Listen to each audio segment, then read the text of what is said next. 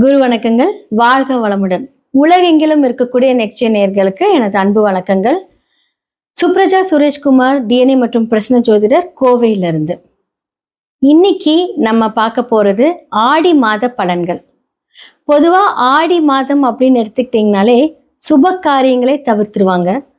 முக்கியமா பெரியவங்களோட ஆசீர்வாதங்கள், அவங்களுக்கு செய்யக்கூடிய காரியங்கள், இதன் மூலியமாக பித்திருக்களோட ஆசீர்வாதங்கள் கிடைக்கக்கூடிய இந்த மாதம் ஆடி பெருக்கு அப்படிங்கிற ஒரு விசேஷமான ஒரு மாதம். அடுத்ததான் பாத்தீங்க அப்படின்னா சூரியன் கடகத்தில் வரக்கூடிய ஒரு மாதம், அதுதான் ஆடி மாதம் அப்படின்னு சொல்லுவாங்க. இந்த காலகட்டத்துல பாத்தீங்க அப்படின்னா மேஷம்ல இருந்து மீனம் வரைக்கும் உங்களுக்கு எல்லாம் எப்படி இருக்கும், எப்படி அதெல்லாம் ஹேண்டில் பண்ணும், எது நல்லது எது கெட்டது எல்லாமே நம்ம பார்க்க போறோம். யார் யார் திருமணம் செய்யலாம், யாரெல்லாம் உங்களுடைய வாழ்க்கையில புதுசா பிசினஸ் பண்ணலாம், வாழ்வில் பரிகாரமாக இருந்தாலும் சரி, கோவில் பரிகாரமாக இருந்தாலும் யாருக்கெல்லாம் ஆப்டா இருக்கும், இது எல்லாமே நம்ம பார்க்க போறோம். அடுத்ததான் பார்த்தீங்கன்னா இந்த உலகளாவிய விஷயங்கள் அப்படின்னு சொல்லக்கூடிய இடத்துல பார்த்தீங்க அப்படின்னா நிதி நிலைகள் சம்பந்தப்பட்ட மாற்றங்கள் நிறைய வரும். ஏன்னா பார்த்தீங்க அப்படின்னா சில கிரக அமைப்புகள் ஆகஸ்ட் 2ஆம் தேதி பார்த்தீங்கன்னா சுக்கிரன் நீசமாகிறார். ஆகஸ்ட் 3ஆம் தேதி செவ்வாய் ரிஷப வீட்டிலேருந்து புதன் வீட்டுக்கு வராரு. அதே மாதிரி பார்த்தீங்க அப்படின்னா புதன் வக்கரத்திலிருந்து வக்கர நிவர்த்தியே தன்னுடைய சொந்த வீட்டுக்கு வராரு. அப்போ சூரியனோட குரு என்ன ஆகுறாரு, சூரியனோட குரு ரொம்ப க்ளோஸாக நெருங்கி வரும்போது குரு அஸ்தங்கம் ஆகுறாரு. ஆல்ரெடி சனி வக்கரம் ஆயிருக்காரு. அப்போ எத்தனை பெரிய மாற்றங்களை நம்ம பார்க்கக்கூடிய இந்த மாதம் ஆடி மாதம். அப்போ என்ன சொல்றது, இப்போ கோல்டு அப்படின்னு எடுத்துக்கிட்டீங்க அப்படின்னா இந்த கோல்டு பார்த்தீங்கன்னா கம்மியாகக்கூடிய ஒரு காலம். அடுத்தது அது அதிசாரம் விலை அப்படி கண்ணா பின்னா நேர போகுது. பட் இப்போ கொஞ்சம் மாற்றங்கள் பார்த்தீங்கன்னா சில பேசிக்கான அந்த ஃப்ளக்சுவேஷன்ஸ் தான் இருக்கும். ஆனால் அது முடிய காலத்தில் நிறைய திடீர்னு பார்த்தீங்க அப்படின்னா வேற லெவலில் இருக்கு. அப்போ யாருக்காவது கோல்டில் இன்வெஸ்ட்மெண்ட் பண்ணுறீங்க அப்படின்னு இந்த காலகட்டம் ரொம்ப நல்லா இருக்கும். அதே மாதிரி செவ்வாய் புதன் செயற்கையா இருக்கும்போது நிதிநிலைகள்ல பார்த்தீங்கன்னா இப்போ ஒன்று சொல்லியிருப்பாங்க, சடனா ஒரு மாற்றத்தை கொடுப்பாங்க. அப்ப அரசு சம்பந்தப்பட்ட விஷயங்கள் பார்த்தீங்க அப்படின்னா தன்னுடைய ஸ்தானத்திலிருந்து சூரியன் விரைய ஸ்தானத்துக்கு இருக்கிறார் இல்லையா. அப்போ அரசு சம்பந்தப்பட்ட விஷயங்கள் நிறைய மாற்றங்கள், அது மூலியமாக நிறைய முதலீடுகள், அரசு நிறைய முதலீடுகள் பண்ண போகுது. இது எல்லாமே பார்த்தீங்கன்னா இந்த காலகட்டத்துல நமக்கு உலகளாவிய விஷயங்களை நடக்க போகுது.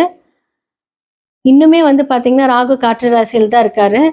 அப்போ அதற்கான ஒரு விஷயங்கள் பார்த்தீங்கன்னா இம்பேக்ட் இருந்துகிட்டே தான் இருக்கும்.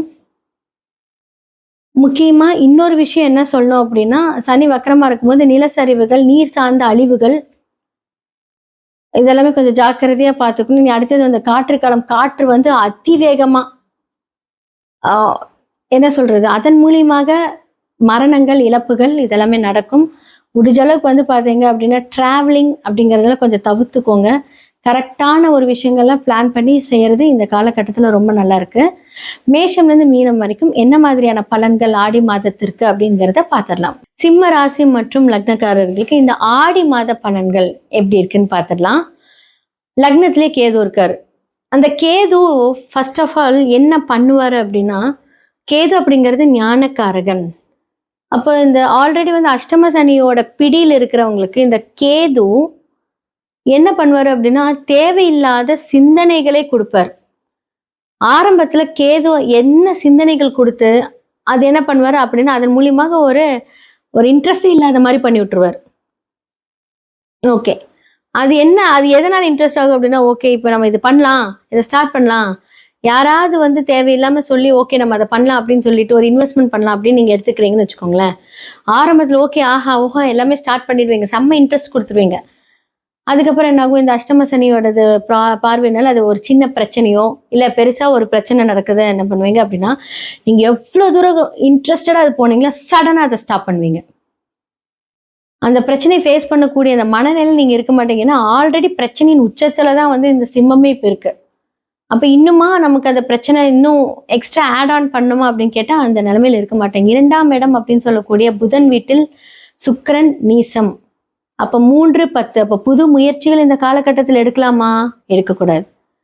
அதே மாதிரி புதுசா இந்த மாதத்துல தொடங்கலாமா தொழில், தொடங்கக்கூடாது. அப்போ நான் ஆல்ரெடி பிஸ்னஸில் தான் இருக்கேன். அப்போ நான் என்ன பண்ணட்டும் அப்படின்னா, ஏதாவது புதுசாக பர்ச்சேஸ் பண்ணணுமா பண்ணக்கூடாது. புதுசாக பிரான்ச் ஓப்பன் பண்ணிக்கிறீங்க பண்ணக்கூடாது. இந்த மாதம் வேண்டாம். ஆக மொத்தத்தில் அஷ்டம சனியில் 2.5 வருஷம் கொஞ்சம் பொறுமையாகவே இருங்க. புதுசாக எதுவுமே வேண்டாம். இந்த மாதம் மட்டுமே கிடையாது.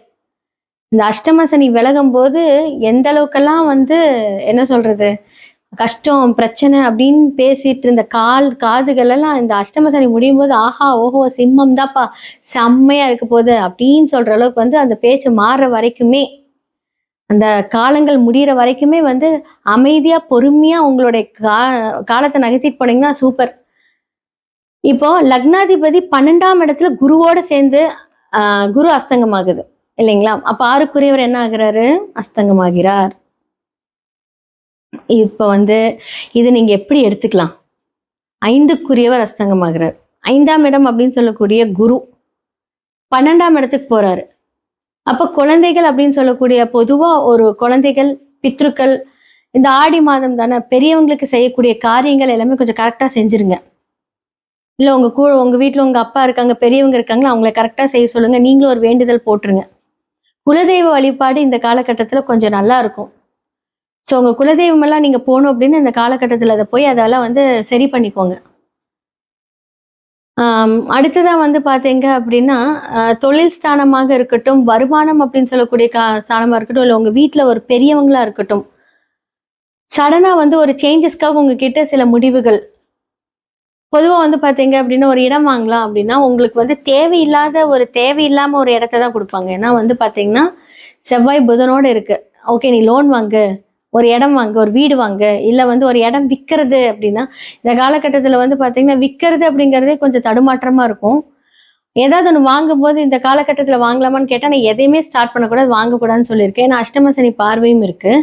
அப்போ சுக்கிரன் அப்படின்னு சொல்லக்கூடிய வருமானத்தில் இப்ப கொஞ்சம் தடையும், தாமதமும், ஒரு இழுப்பறி அப்படிங்கிற ஒரு விஷயம் வந்து நடக்கும் சிம்மத்துக்கு. அப்போ கொஞ்சம் வந்து இந்த எப்படா விலகும் அப்படின்ற ஒரு இதுலதான் இருக்கும். ஆனா பணம் அப்படின்னு சொல்லக்கூடிய விஷயங்கள் வரும். ஏன்னா 12ல குரு இருக்காரு இல்லையா? அப்போ வந்து நமக்கு மனசுக்கு பிடிச்ச ஒரு விஷயத்துக்கு செலவு பண்ணணும் அப்படின்னா அதற்கு பணம் வரணும். பணம் வரும். ஆனா அதுக்கு ஈக்குவலா டபுள் மடங்கா செலவு வரும். அப்போ நீங்க என்ன பண்ணணும் அப்படின்னா, பணம் வரட்டும். ஆனா அதை வந்து ஒரு ஒரு இன்வெஸ்ட்மெண்ட்டா போட்டீங்கன்னா பிரச்சனை கிடையாது. ஆனா முதல்ல வரணும். அந்த வரதுக்கு உண்டான எல்லா பிராப்தமும் வந்து பாத்தீங்கன்னா இந்த மாதத்தில் வரும். ஸோ ஆடி மாதத்துல பொதுவா எல்லாருமே வந்து சுப காரியங்களா இருக்கட்டும், நல்ல காரியம் செய்ய மாட்டாங்க. ஆனா அந்த பிளான் பண்றதுக்கான ஒரு உகந்த மாதம் அப்படின்னு தான் சொல்லணும்.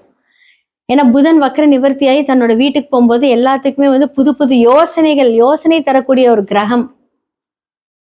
உங்களோட லக்னத்திலிருந்து 11ஆம் வீட்டுக்கு வரார் செவ்வையோட. அப்போ வந்து அதிரடி மாற்றங்கள், நார்மலான மாற்றங்கள், டக்குன்னு அந்த மாற்றங்கள் அப்படின்னு சொல்வீங்க.